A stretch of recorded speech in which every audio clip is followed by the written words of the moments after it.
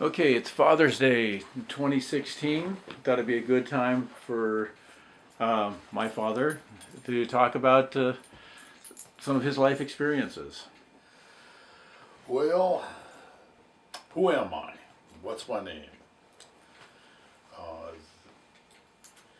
it's go by Charles Rene Hunter, born to Muriel Bigelow and Carl Rene Bruck.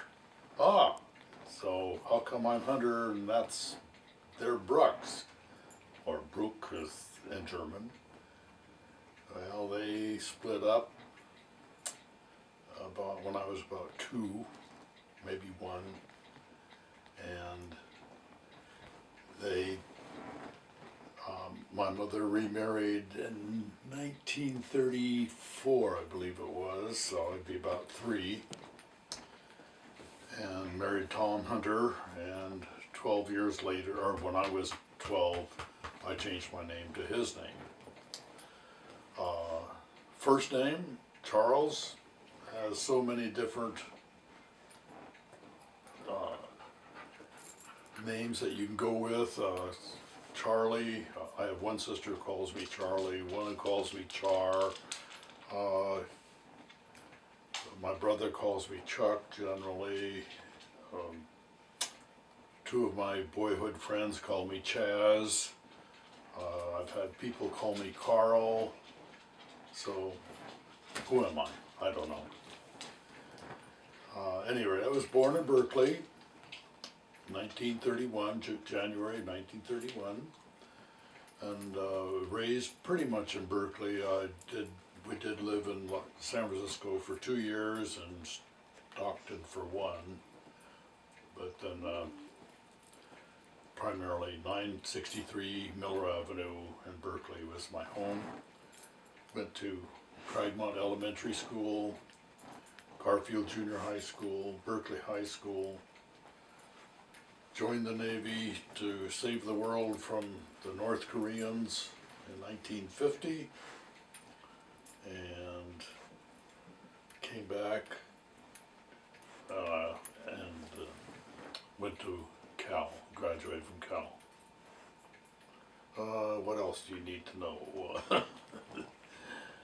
I met my wife when she was 14 and I was 16 at the Stouts house in Oakland, 707 63rd Street.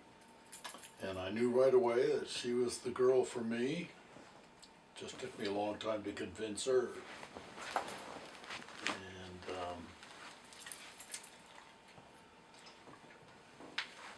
let's see.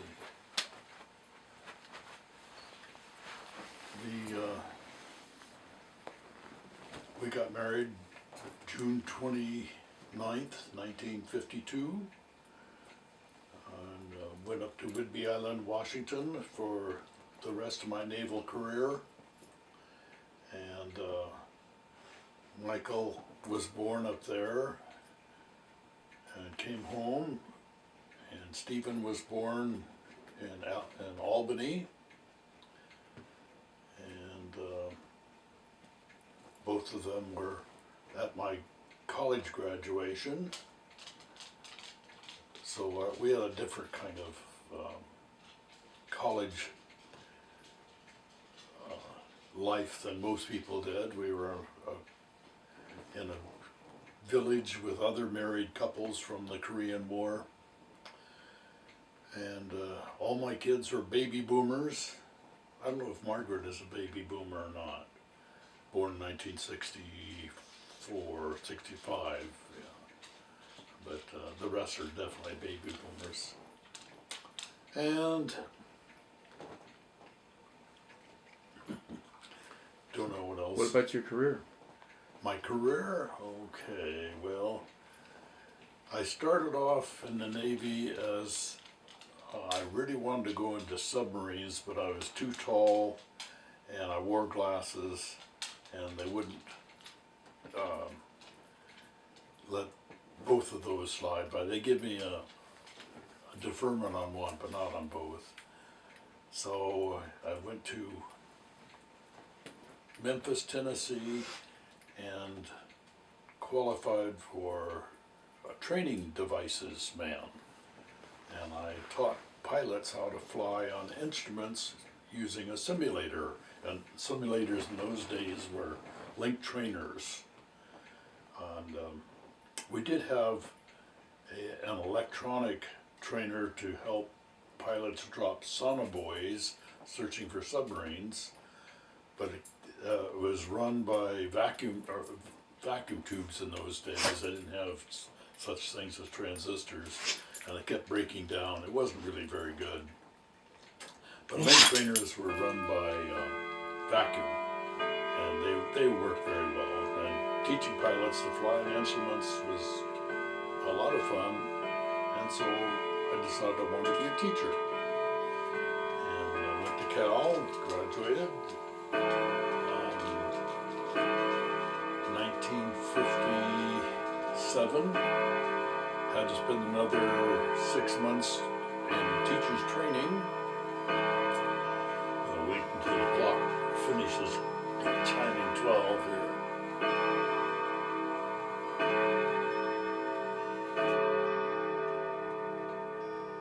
And got a job in Concord teaching junior high school, or well, they call it intermediate school, and math and science. And I stayed there for quite a few years. And then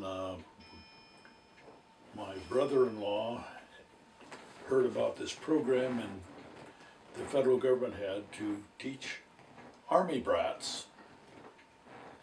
And we put in for it, and we got assigned to Germany in 1962. And we went to Germany and stayed there for 2 years. Very interesting. There I taught in Heidelberg American High School, and we got to travel all over Europe, but they didn't pay very much, so we had to camp. And we camped all over. It's amazing how many big cities have campgrounds. Or at least they did in 1962. Well, I think they probably still do. I'm not sure Barcelona does, because that was really the dictator. Who was the dictator in Spain? Franco?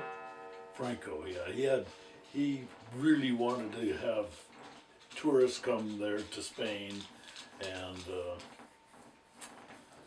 so he had this private campground, guards all around it and everything, and it was very interesting. But there were definitely campgrounds in Rome and London, all over Europe. All the major cities had campgrounds, even Oslo, Norway, I remember. Very interesting places. So we got to go lots of different places in Europe. Tell me about going to West Berlin. What's that? Tell me about going to West Berlin, taking the family to West Berlin. Okay, just after Kennedy's assassination, days after, literally, we had tickets to go to Berlin. This is in the days, mind you, this is 1963, I guess it is. And at any rate, we boarded a train in Frankfurt, and we were told that this was going to be in the evening. We were told you really have to be careful. Definitely do not get off the train anywhere along the way. And so we rode the train through the Russian zone of Germany, of Berlin, well, Germany. It was so bleak, it was just incredible. Just no lights anywhere, just terribly bleak. And then we got to West Berlin, which was occupied by the French, English, and Americans. And very interesting to see the between the two. That was just amazing. The rebuilding had been carried on, and then we had to go to the John F. Kennedy plots. As I said, it was just after he was assassinated, and so they had named this plots for him because he had given a big speech there about being part of Germany, being a Berliner himself, being with them in their plight to be free, to have democracy, you know. Because believe me, there was no democracy in the other parts of Berlin or Germany. It's just the Allied parts.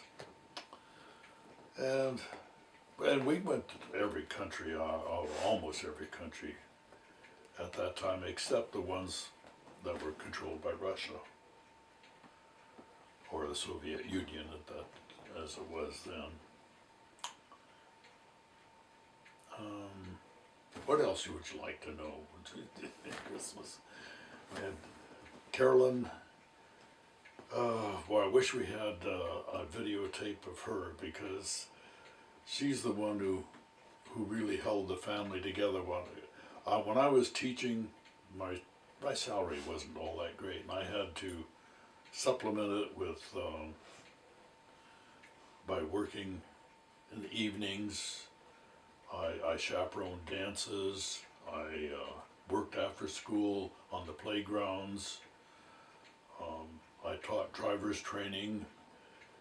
So she was a homemaker, and she made the home. And I give her all the credit in the world for all the success that the kids have done and so on, because she was the one who did it. Who else? I don't know what else to say. It's just, Okay, well, let's take a break for a little while, and maybe we can come up with something else.